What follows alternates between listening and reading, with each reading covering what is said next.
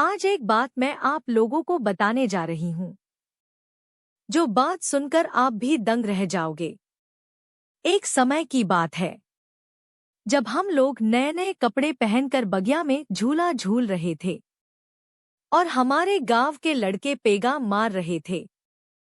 क्योंकि वह सावन का महीना था, नीचे बैठी हुई औरतें बच्चे सब हंसी खुशी गाना गा रहे थे और छोटे छोटे बच्चे तो नाच भी रहे थे, क्योंकि इसको भारत में बहुत बड़ा त्योहार माना जाता है। हम लोग कपड़े की गुड़िया गुड्डा बनाते हैं और सारे भाई मिलकर उसे पीटते हैं।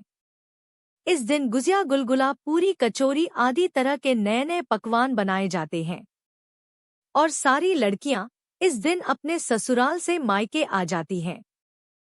पूरे दिन हम लोग बगिया में पेड़ पर झूला डालकर झूलते हैं। एक टोली के बाद दूसरी टोली झूला झूलने के लिए तैयार रहती है। यह तब की बात है। झूलते झूलते दोपहर हो गई। अब नीचे बैठी औरतें अपने अपने घर खाना खाने चली गई और 3 या 4 लड़के और लड़कियां ही बचे हुए थे। उसी समय हमारी 4 सहेली झूले पर बैठकर झूला झूल ही रही थी, जब कुछ लड़के अचानक वहां पर आ गए और बोले कि आप लोग भी घर जाकर खाना खाकर आओ। तब तक मैं आपकी बहनों को झूला झूला रहा हूँ। जो 3 लड़के बच्चे थे वह भी अपने घर चले गए और बोला कि थोड़ी देर में आ जाऊंगा, तब तक आप लोग इनके साथ झूला झूलो। 3 सहेलियां झूला झूलने में व्यस्त थी और गाना भी गा रही थी। उसी समय मेरी एक सहेली ने बोला कि इनमें से एक लड़का जो पेगा मार रहा है, कभी उसका सिर आगे आता है और कभी उसका पेट, हमको तो यहाँ तक लगता है कि कभी कभी उसका दांत भी बाहर आ जाता है। हमने बोला कि तुम बहुत थक गई हो, इसीलिए तुमने ऐसा दिख रहा है।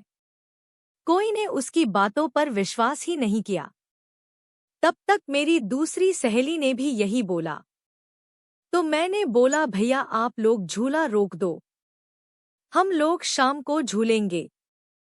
तभी वह लोग जोर जोर से हंसने लगे और बोला आप चारों सहेलियां अब मेरे साथ मेरी दुनिया में चलो।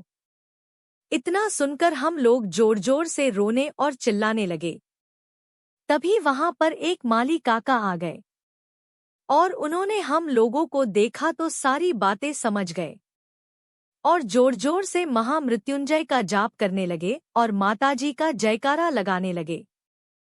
तभी वो लड़के कहाँ गायब हो गए, आज तक मुझे पता ही नहीं चला कि वे प्रेत थे या फिर कोई और। हम लोग तो माली काका के साथ घर पर वापस आ गए। आज भी जब नाग पंचमी का दिन आता है तो हम लोग बहुत सिहर जाते हैं कि कहीं वैसा दोबारा हमारे साथ ना हो जाए।